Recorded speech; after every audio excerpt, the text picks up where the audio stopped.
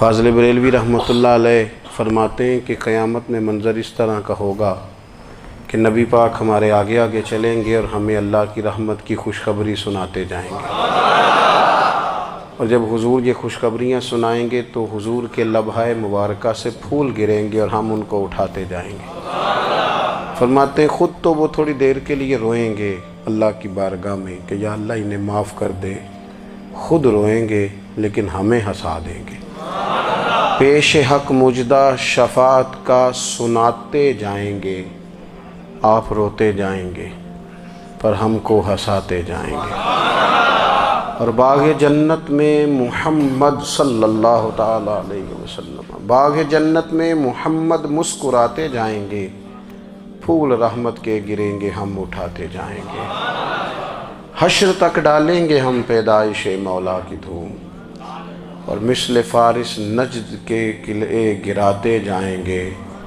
اور کیا ذوق بیان کیا، فرمانے لگے خاک ہو جائیں عدو جل کر مگر ہم تو رضا، دم میں جب تک دم ہے ذکر ان کا سناتے جائیں گے۔ جب تک سانسوں کی ڈوری چل رہی ہے، دم میں جب تک دم ہے ذکر ان کا سناتے جائیں گے۔ اللہ تبارک و تعالیٰ نے ہمارے محبوب کریم علیہ السلام کو دنیا میں بھیجا تو فرمایا یا ایھا الناس قد جاءکم برہان من ربکم، اے لوگو تمہارے پاس تمہارے رب کی دلیل آ گئی ہے۔ اللہ تبارک و تعالیٰ نے محبوب پاک علیہ السلام کو سراپا دلیل بنا کے بھیجا۔ باقی انبیاء کرام علیہم السلام کے پاس بھی اپنی نبوت کے دلائل کے طور پر بے شمار معجزات تھے، اور حضور کریم علیہ السلام کے تو پورے وجود کو ہی اللہ نے معجزہ بنایا ہے۔ اور نبی پاک صلی اللہ تعالیٰ علیہ وآلہ وسلم کی نبوت کی دلیلیں، حضور کے رسالت کے مستحکم دلائل جگہ جگہ آپ کو ملیں گے۔ سب سے پہلی چیز تو یہ سمجھنے والی ہے کہ نبی پاک علیہ السلام نے جس چیز کو سب سے پہلے اپنی نبوت کی دلیل کے طور پر بیان فرمایا وہ حضور کا کردار ہے، سیرت ہے، عمل ہے، حضور کا لوگوں کے ساتھ رویہ ہے۔ نبی پاک علیہ السلام کی تبلیغ کے 3 دور ہیں۔ ایک تو حضور نے اپنے قول سے تبلیغ فرمائی ہے، وہ 40 سال کی عمر سے محبوب نے اعلان فرمایا اور تبلیغ کی۔ اور ایک نبی پاک صلی اللہ تعالیٰ علیہ وسلم بالواسطہ حضور کی تبلیغ ہے جو آج تک جاری ہے۔ امت کے علماء، مشائخ، مبلغین حضور کے دین کو آگے پھیلا رہے ہیں، تو دراصل یہ بھی تبلیغ رسول پاک علیہ السلام ہی کی تبلیغ۔ اور ایک حضور کی تبلیغ کا دور ہے، حضور کی پیدائش سے لے کر ولادت مبارکہ سے لے کر حضور علیہ السلام کے اعلان نبوت تک۔ اس دوران نبی پاک نے جو تبلیغ فرمائی ہے وہ اپنے کردار سے فرمائی ہے۔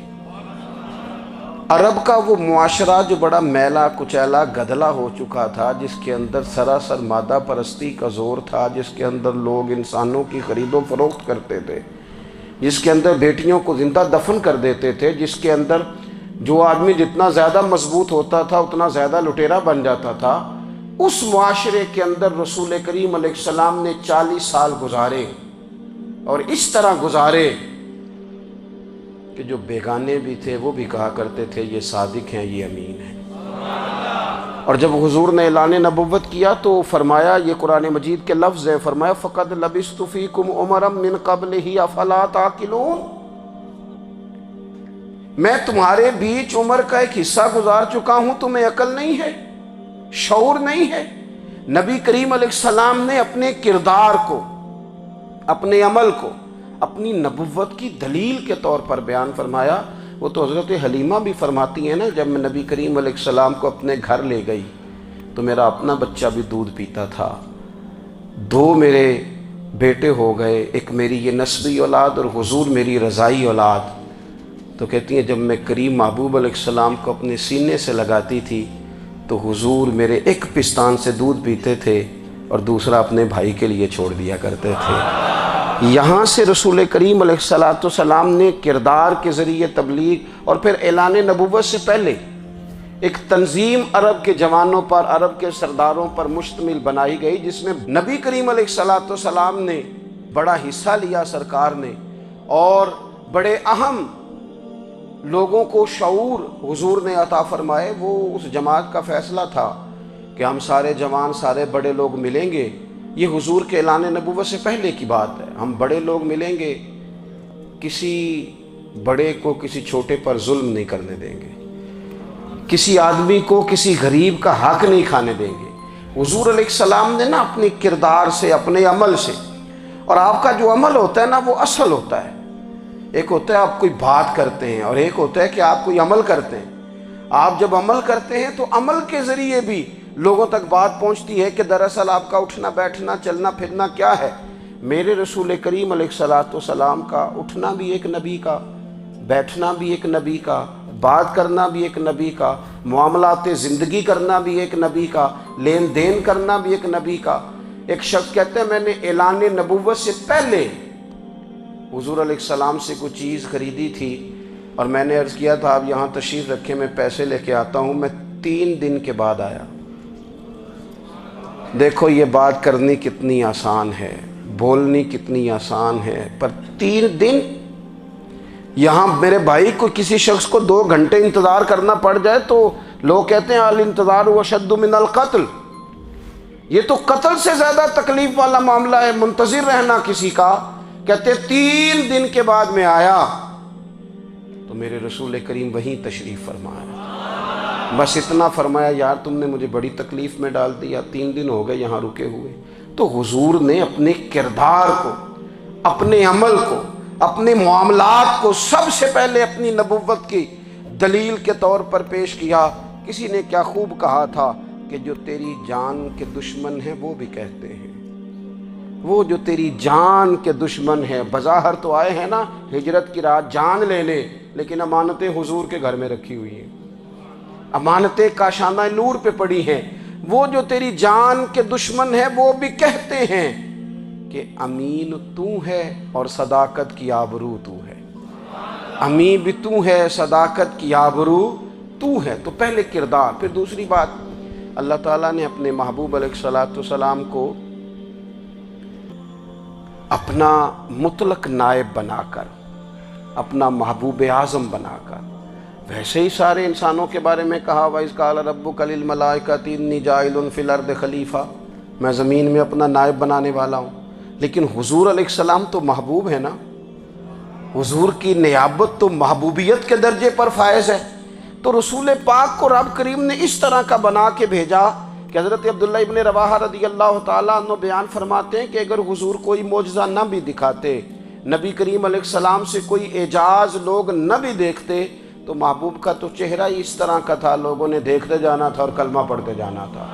لیکن باوجود اس کے میرے رسول پاک کا اعجاز یہ ہے، کمال یہ ہے کہ حضور کبھی اشارہ کر دیں تو چاند 2 ٹکڑے ہو جائے، کبھی دعا مانگ دیں تو ڈوبا ہوا سورج واپس آ جائے، کبھی محبوب گزرنے لگے تو پتھر آپ پر سلام پڑے، کبھی حضور پہاڑ پر چڑھ جائیں تو پہاڑ وجد میں آ کر جھومنے لگے، محبوب کا کبھی نماز پڑھاتے ارادہ بن جائے تو اللہ تعالیٰ قبلے کا رخ ہی تبدیل فرما دے۔ کیا خوبصورت سوچ ہے اور کیا نظریہ دیتے ہیں بریلی کے امام۔ فرماتے ہیں اجابت کا جوڑا عنایت کا صحرا، دلہن بن کے نکلی دعائے محمد، اور اجابت نے جھک کر گلے سے لگایا بڑی ناز سے جب دعائے محمد۔ دیکھو خدا کی رضا چاہتے ہیں دو عالم، خدا چاہتا ہے رضائے محمد صلی اللہ تعالی علیہ وسلم۔ اور ایک مقام پہ فرماتے ہیں نائب دست قدرت پہ لاکھوں سلام، نائب دست قدرت پہ لاکھوں سلام۔ تو اللہ تعالیٰ نے نبی پاک صلی اللہ تعالی علیہ وسلم کو جو اعجاز۔ پھر ایک اور بات، حضور امی ہیں، دنیا میں آ کر محبوب نے کسی سے پڑھا ہی نہیں۔ میرے محبوب نے جتنا پڑھا ہے رب کریم سے ہی پڑھا ہے۔ الرحمن علم القرآن خلق الانسان، رحمان نے قرآن سکھایا پھر انسان بنایا۔ اللہ تبارک و تعالیٰ کی بارگاہ کرم سے حضور نے لیا۔ رسول کریم امی ہیں، یہ بھی حضور کی نبوت پر ایک بڑی دلیل۔ دیکھو ایک ہوتا ہے کوئی آدمی بچپن سے ہی کسی چیز سے شغف رکھے اور جب اس کی عمر بڑی ہو جائے تو کہتے ہیں اس کا تجربہ بڑا ہو گیا ہے، یہ پہلے کچھ شعر کہتا تھا، کوئی ادبی جملہ کہتا تھا، تو اب اس کی یہ کام کرتے کرتے عمر بڑی ہو گئی ہے تو رسوخ حاصل ہو گیا۔ 40 سال کی عمر مبارک تک نبی کریم نے ایک شعر بھی نہیں کہا۔ حضور علیہ السلام نے کبھی کوئی ایسی بات، ویسے تو حضور کی ہر بات حکمت والی، لیکن جس کو عرب کے لوگ اپنے لہجے میں شاعری یا اپنے لہجے میں ادب کہتے تھے، وہ حضور نے بیان نہیں فرمایا۔ لیکن جب 40 سال کی عمر میں اعلان نبوت کیا تو پھر بڑے بڑے فصیح و بلیغ، بڑے بڑے سیانے طفیل بن عمرو کہتے ہیں کہ اس شخص کو بھی میں نے دیکھا جسے بڑا ناز تھا اپنی فصاحت اور بلاغت پر، اور جب وہ حضور کے پاس آیا اور اس نے آ کے کچھ باتیں کی تو محبوب خاموشی سے سنتے رہے، اور جب وہ چپ کر گیا تو میرے کریم نے صرف سورہ فاتحہ پڑھی۔ کبھی اٹھتا تھا، کبھی بیٹھتا تھا، کبھی غور کرتا تھا، کبھی دائیں جاتا تھا، کبھی بائیں جاتا تھا، پھر کہنے لگا بتاؤ نا کلام کس کا ہے؟ فرمایا اس رب کا، اس رب کا، اس رب کا جس کا میں رسول بن کے آیا ہوں۔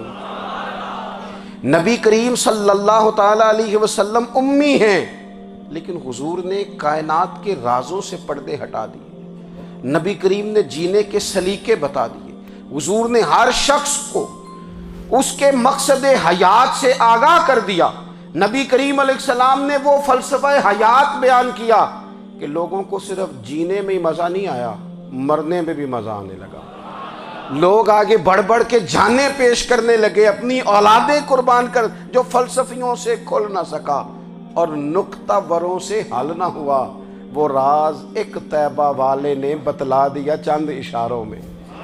محبوب کریم امی ہیں، لیکن حضور نے اس طرح دنیا کو سکھایا، اس طرح دنیا کو پڑھایا، اس طرح حضور نے علم کے چراغ اور دیپ روشن کیے کہ قیامت تک جسے روشنی ملے گی نا، اسے صرف دروازہ مصطفیٰ سے ملے گی، اسے رسول کریم علیہ السلام کے در دولت سے ملے۔ کچھ لوگوں نے کہا کہ اپنے پاس سے آیات بنا کے لاتے، اپنے گھر میں بیٹھ کے دعوے کر لینا تو کوئی مشکل کام نہیں نہ ہوتا، سارے لوگ ہی کر لیتے ہیں۔ بلکہ وہ ہمارے ایک بزرگ کہا کرتے تھے، خیالی پلاؤ پکائیے ٹکے ہو کدے بھی کاٹ نہ پائیے، کیونکہ کون سا پیسوں کا ڈالنا ہے، زیادہ ڈالیں آپ اور زیادہ ڈالیں۔ بہت سارے لوگ ہیں آج بھی، کچھ لبرل ہیں بیچارے، کچھ دین بیزار طبقہ ہے، وہ کہتے ہیں جناب ہمیں تو جدید باتیں بتائیں، ہمیں تو نئے اسلوب کے مطابق لے کے چلیں، ہمیں تو او بھائی سن، میرے نبی پاک علیہ السلام نے فرمایا میرا قرآن کبھی پرانا نہیں ہوگا، اسے پڑھ کے دیکھ، اس کی جدت کا حسن دیکھ، یہ تو کھلا ہوا باغ ہے، تو ایک دفعہ اس کے قریب آئے گا تو خوشبو ملے گی، دوسری دفعہ آئے گا تو اس سے زیادہ تازی ملے گی، ایک دفعہ پھل کھائے گا تو مزیدار ہوگا اور دوسرا کھائے گا، ہو سکتا ہے شکل ملتی جلتی ہو لیکن ذائقہ بڑا نرالا ہوگا۔ تو تو صحیح نا، جب کچھ لوگوں نے کہا یہ خود سے بنا کے آیات لاتے ہیں تو فرمایا وَإِن كُنتُمْ فِي رَيْبٍ مِّمَّا نَزَّلْنَا عَلَىٰ عَبْدِنَا فَأْتُوا بِسُورَةٍ مِّن مِّثْلِهِ، اگر تمہیں کوئی شک ہے اس میں جو ہم نے اپنے بندہ خاص میں نازل کیا ہے تو تم بھی اس جیسی ایک آیت بنا کے لاؤ۔ اور چلو چیلنج کھلا ہی دے دیا، فرما وَادْعُوا شُهَدَاءَكُم مِّن دُونِ اللَّهِ، اللہ اور اللہ والوں کو چھوڑ دو، تفسیری ترجمہ عرض کر رہا ہوں، یعنی صحابہ کو چھوڑ دو، حضور کے ماننے والوں کو چھوڑ دو، باقی ساری دنیا کے کافر اکٹھے ہو جاؤ، ایک آیت بس قرآن جیسی لے کے آؤ، ایک آیت لے کے آؤ، ان کنتم صادقین، اگر تم سچے ہو۔ جوانوں سنو، کہا ایک آیت، اور یہ چیلنج آج تک قرآن مجید کا موجود ہے، آج تک وَإِن كُنتُمْ فِي رَيْبٍ مِّمَّا نَزَّلْنَا عَلَىٰ عَبْدِنَا فَأْتُوا بِسُورَةٍ مِّن مِّثْلِهِ، تم قرآن کے مقابلے کی ایک صورت لے کے آؤ اور سارے حمایتی اکٹھے کر لو اپنے، ان کنتم صادقین، اگر تم سچے ہو۔ جواب تو ادھر سے آنا تھا نا، لیکن کائنات کے رب نے جواب بھی خود دیا، فرمایا فَإِن لَّمْ تَفْعَلُوا وَلَن تَفْعَلُوا، اگر تم نہ لا سکے، اور فرمایا تم لا سکتے بھی نہیں، اگر تم نہ لا سکے اور تم لا سکتے بھی، نہ خنجر اٹھے گا نہ تلوار تم سے، یہ بازو میرے آزمائے ہوئے ہیں، وَلَن تَفْعَلُوا، تم لا بھی نہیں سکتے، فَاتَّقُوا النَّارَ الَّتِي وَقُودُهَا النَّاسُ وَالْحِجَارَةُ، پھر اس آگ سے ڈر جاؤ جس کا ایندھن آدمی اور پتھر ہے۔ اعدت للکافرین، بنائی کافروں کے لیے، بنائی مومنوں کے لیے تو رب نے جنت بنائی ہے۔ اعدت للکافرین، یہ دوزخ اللہ نے کن کے لیے بنائی ہے؟ اعدت للکافرین کہتا ہے کافر کے لیے بنایا۔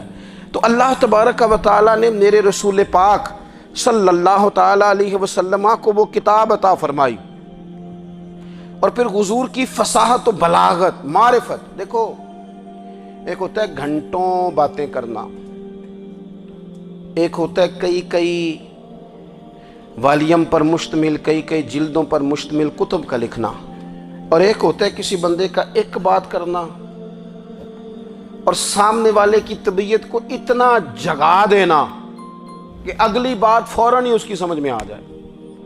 اور حضور نہ کسی کی انا کو نہیں جگاتے تھے۔ ہم بعض اوقات کسی سے خطاب کرتے ہیں، بات کرتے ہیں تو سامنے والے کی انا کو جگا دیتے ہیں، ٹھیس پہنچاتے ہیں، وہ کہتا ہے چل پھر تگڑا ہو جا میں بھی آیا۔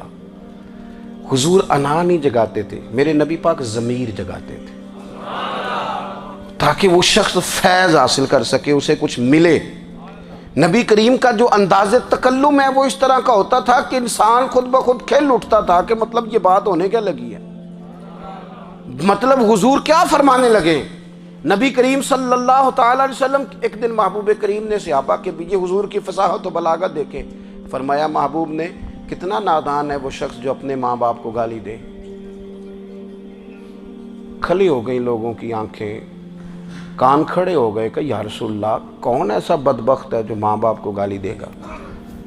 اب جب سوالات ذہنی سطح پر پوری طور پر ابھر گئے نا، تو اب رسول کریم نے بات سمجھائی۔ یہ ہے فصاحت و بلاغت، تیرے آگے ہیں یوں دبے لچے فصحاء عرب کے بڑے بڑے، کوئی جان منہ میں زبان نہیں بلکہ جسم میں جان نہیں۔ یا رسول اللہ کون ایسا نالائق ہے جو ماں باپ کو گالی دے؟ اب جب ذہنی سطح یہاں تک ابھر آئی تو اب حضور نے سمجھایا، فرمایا جب تم کسی کے ماں باپ کو گالی دو گے نا تو وہ بھی تو جواب میں تمہارے ماں باپ کو دے گا نا، تو فی نفس ہی یہ تم نے خود ظلم کیا ہے اپنے ماں باپ پر۔ کیوں تم نے ایسا لہجہ اختیار کیا کہ جس سے سامنے والے کی انا جاگ جائے اور وہ تمہارے مقابلے میں آ کر کے کھڑا ہو جائے؟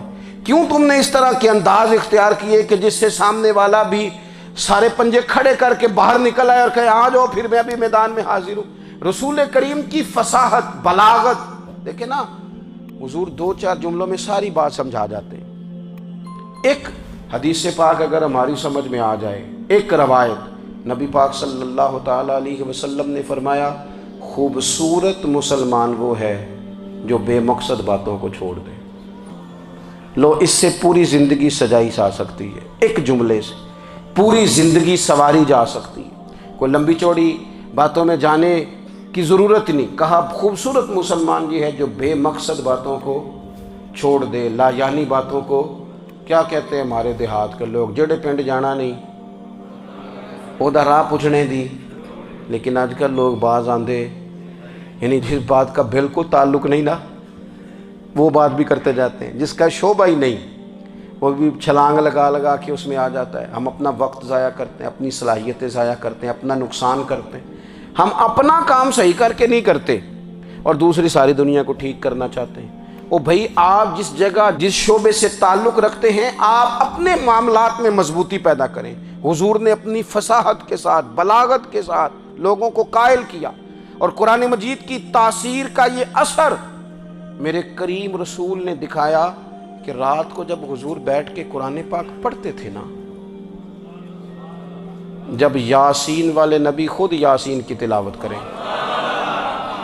جب طٰہٰ والے محبوب خود طٰہٰ کی تلاوت کریں، غور کرو نا جب مدثر والے محبوب خود ان جملوں کو ادا کریں، یعنی جن کے بارے میں آیت آئی ہے جب وہی یہ آیت پڑھیں کہ اِنَّا أَعْطَيْنَاكَ الْكَوْثَرَ، یعنی جن کا ذکر ہو رہا ہے جب وہ یہ بات کریں کہ یا ایھا النبی انا ارسلناک شاہدا ومبشرا ونذیرا لتؤمنوا باللہ ورسولہ وتعزروہ وتوقروہ وتسبحوہ بکرۃ واصیلا، جن کے بارے میں آیت آئی ہے جب وہ یہ کہہ رہے ہوں کہ ورفعنا لک ذکرک، جب وہ کہہ رہے ہوں والضحیٰ واللیل اذا سجا، ذرا اس کیفیت کو دیکھیں جب محبوب خود پڑھ رہے ہوں، اور جو حضور پر آئی ہیں اس کا ذائقہ، اس کا لطف، اس کا انداز بھلا کیا ہوگا۔ حضور جب رات کو پڑھتے تھے نا قرآن پاک، تو جو پکے کافر تھے نا، ابو جہل جیسے لوگ، وہ بھی جھاڑیوں میں چھپ چھپ کے مدینے والے کی تلاوت سنا کرتے تھے، حضور کی تلاوت سنا کرتے تھے۔ یہی بہتر ہے کہ پردوں میں وہ پردہ پوش رہے، وہ اگر پردے ہٹا دے تو کسے ہوش رہے۔ رسول کریم علیہ السلام کی تلاوت کا سننا، قریب جانا، یہ اعجاز ہے۔ حضرت فاروق اعظم کہتے ہیں میں طبیعت کا بڑا ڈاڈا تھا، مزاج کا بڑا سخت تھا، زندگی ہمیشہ ڈٹ کر گزاری، باتوں پر کھڑا رہنا آتا تھا، پر جب میری بہن نے مجھے چند آیتیں سنائی نا تو میں تڑپ ہی گیا۔ کروں آیا سا مار مقامنے نو، ہن مینو مار دے لے چلو، اوے متے عمر دی عمر برباد ہو جائے، جتھے عمر سوار دے لے چلو۔ یہ اعجاز ہے رسول کریم صلی اللہ تعالیٰ علیہ وسلم پر نازل ہونے والی کتاب کا۔ پھر حضور نے خبریں دی، نبی پاک نے خبریں دی۔ حضور نے فرمایا روم فتح ہوگا، وہ ہوا۔ نبی کریم علیہ السلام نے فرمایا شام فتح ہوگا، تو شام فتح ہوا۔ فرمایا ایران فتح ہوگا، تو ایران فتح ہوا۔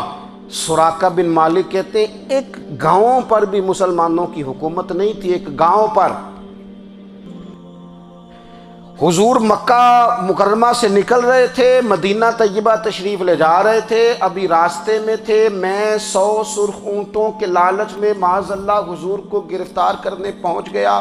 محبوب نے حکم دیا، حضور کا معجزہ میں نے آنکھوں سے دیکھا، میرا گھوڑا زمین میں دھستا چلا گیا، میں نے معافی مانگی، حضور نے معاف کر دیا۔ میں نے سمجھا اچانک ہو گیا ہے۔ یہ منوانا بھی بڑا مشکل کام ہے۔ شجر و حجر پہچان گئے، انسان کی نظروں میں شاکی رہا۔ یہ کچھ ایسے لوگ ہیں جن کو منوانا توبہ توبہ، ماننے کو تیار نہیں، دیکھ دیکھ کے بھی ماننے کو تیار ہے نہیں، ماننے کو تیار ہی نہیں۔ کہتے ہیں کہ میں نے پھر چاہا آگے بڑھنا، تو پھر زمین کے اندر میرے گھوڑے کے پیر دھنسنے لگے، پھر معافی مانگی۔ کریم تیرے معاف کرنے کی ادا پہ بھی قربان جائیں۔ یہ نہیں فرمایا کہ تو بار بار یوں ہی کرتا ہے، فرمایا معافی مانگتا ہے، جا میں نے معاف کیا۔ کہتے ہیں 3 دفعہ میں آگے بڑھا، 3 دفعہ حضور نے معاف کیا، تو مسکرا کے فرمانے لگے تو یہاں مجھے گرفتار کرنے آیا ہے، وہ کیسر روم کا علاقہ فتح ہوگا۔ وہ کنگن جو پہنتا ہے نا ہاتھوں میں، بادشاہ کے کنگن معروف ہیں، وہ تیرے ہاتھوں میں آئیں گے۔ اللہ کرے آپ سمجھیں۔ یہ جو لوگ ڈری ڈری سہمی اور ہمارے بچے مایوسی کی معاذ اللہ باتیں کرتے ہیں، وہ دیکھیں حضور کس طرح کی گفتگو فرماتے ہیں۔ ابھی ایک گاؤں پر بھی اسلام کی حکومت نہیں، لیکن حضور کا خبر دینے کا انداز۔ کریم فرمانے لگے وہ کیسر روم کے جو کنگن ہوں گے وہ تیرے ہاتھوں میں آئیں گے۔ جناب سراقہ بن مالک فرماتے ہیں کہ میں مسلمان ہو گیا، حضور کا وصال ہو گیا، کنگن نہیں آئے۔ حضرت ابوبکر صدیق کا وصال ظاہری ہو گیا، کنگن نہیں آئے۔ جناب عمر کا دور آ گیا، سراقہ بوڑھے ہو گئے۔ کوئی بندہ پوچھتا نا کہ اب تو عمر ڈھل گئی ہے، زندگی کا پتہ نہیں، کہنے لگے نہیں میں نہیں جاتا، جب تک کنگن نہیں آتے اسرائیل کوئی نہیں آئیں گے، کیونکہ ساڈے نبی دی زبان ساڈے واسطے قرآن۔ جو دن کو کہہ دیا دن ہے تو دن نکل آیا، جو شب کو کہہ دیا شب ہے تو رات ہو کے رہی، اور خدا نے ان کی زبان کو وہ اختیار دیا، جو نکلی منہ سے ان کے وہ بات ہو کے رہی۔ اور فاضل بریلوی کا تو انداز ہی پھر انوکھا ہے نا، وہ تو کہتے ہیں وہ زبان جس کو سب کن کی کنجی کہیں، جس کو سب کن کی کنجی کہیں، اس کی نافذ حکومت پہ لاکھوں سلام۔ کہنے لگے نہیں آتے حضرت اسرائیل، فکر نہ کرو، بوڑھے ہو گئے تھے، نکلنا گھر سے بند کر دیا تھا، حضرت عمر کا دور تھا، کنگن آ گئے۔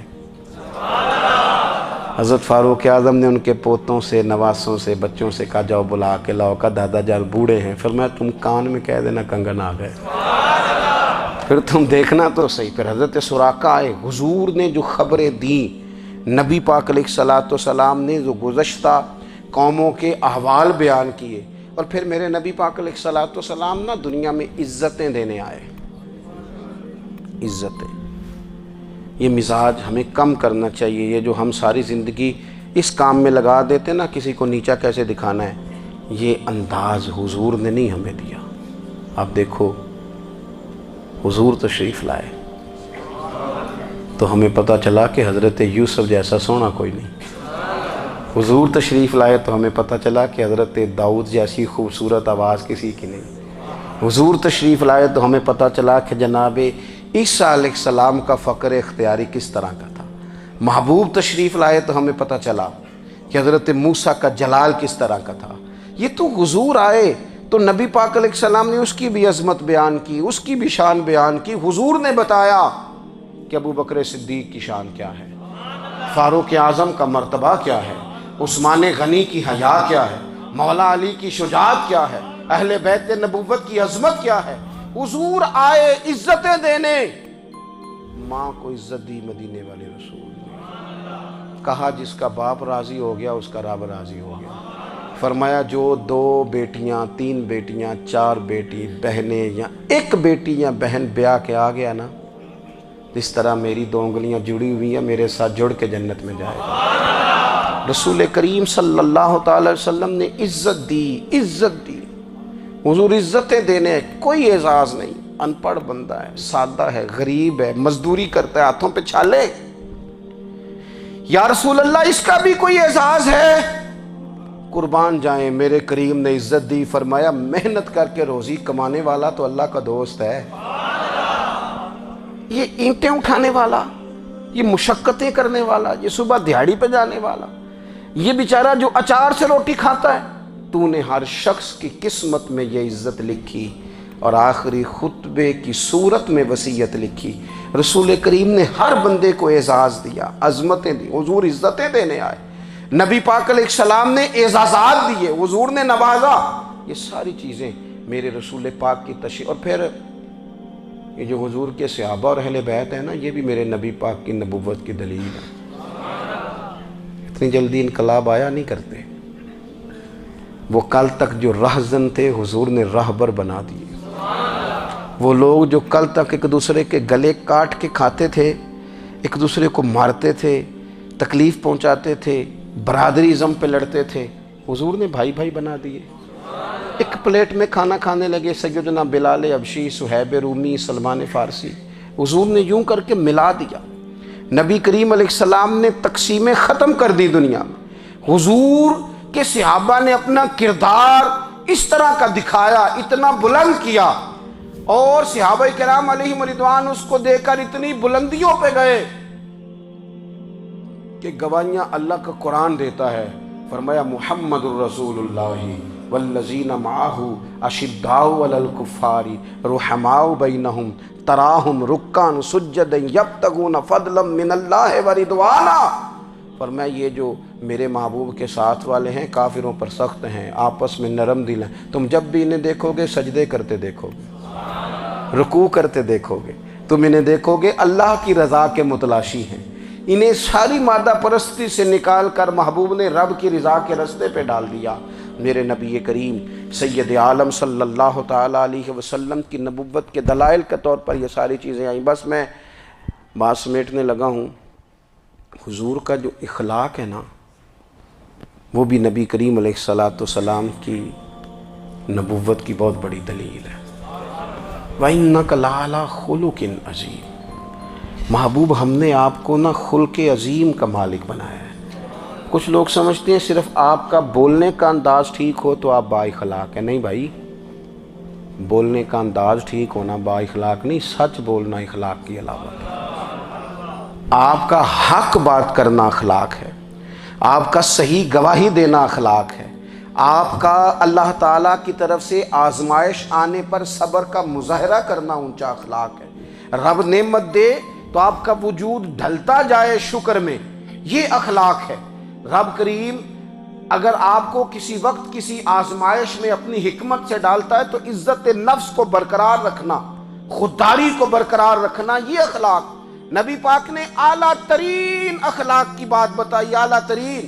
حضور نے لوگوں سے بیعت لیتے وقت کہا تھا میرے ہاتھ پر بیعت کرو، چوری نہیں کرو گے۔ نبی پاک علیہ السلام نے مختلف امور پر بیعت لی۔ حضرت حکیم بن حزام کہتے ہیں حضور نے میرے ہاتھ پہ ہاتھ رکھ کے کہا، میرے ہاتھ پہ ہاتھ رکھ کے بیعت کرو کہ کسی دنیا دار سے سوال نہیں کرو گے، خودداری سے زندگی گزارو گے، عزت نفس سے، جو رب نے تمہیں دیا ہے تم اس پر راضی رہو گے۔ لوگوں کی جیبوں کو ٹٹولنا، دوسروں کی دولتوں پہ راج کرنا، دوسروں کے مال پر نگاہیں ڈالنا اللہ کے حبیب نے پسند نہیں فرمایا۔ فرمایا بیعت کرو کہ تم کبھی کسی سے سوال نہیں کرو گے۔ حد ہو گئی۔ نبھانے والوں نے پھر اس عہد کو نبھایا اور کمال کر دی۔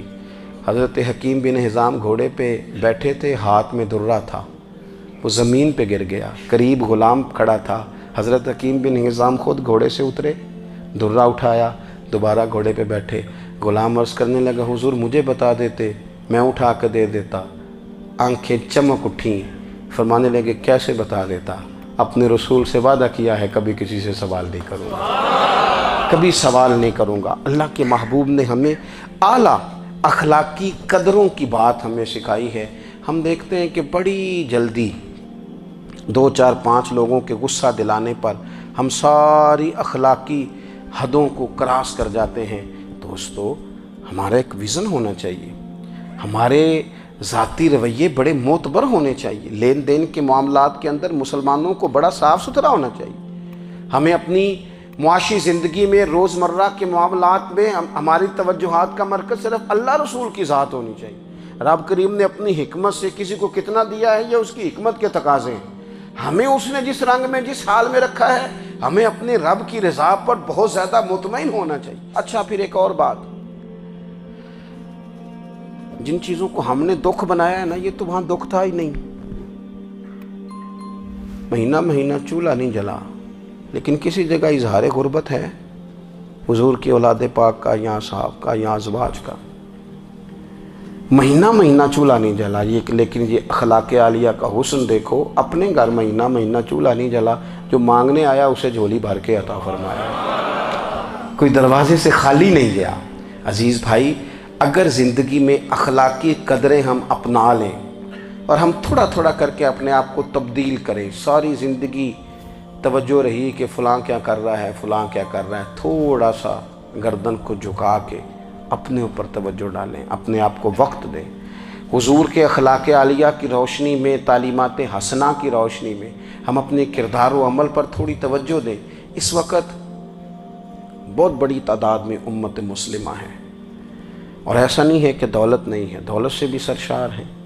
ہمارے ہاں بڑے بڑے انجینئر ہیں، بڑے بڑے ڈاکٹر ہیں، لیکچرار ہیں، ہمارے پاس بڑے بڑے ہاسپٹل ہیں، بڑا کچھ ہے، لیکن کردار و عمل کے بادشاہ، اپنی زندگی تقوی کی روشنی میں گزارنے والے، ان لوگوں کی تعداد کم ہے۔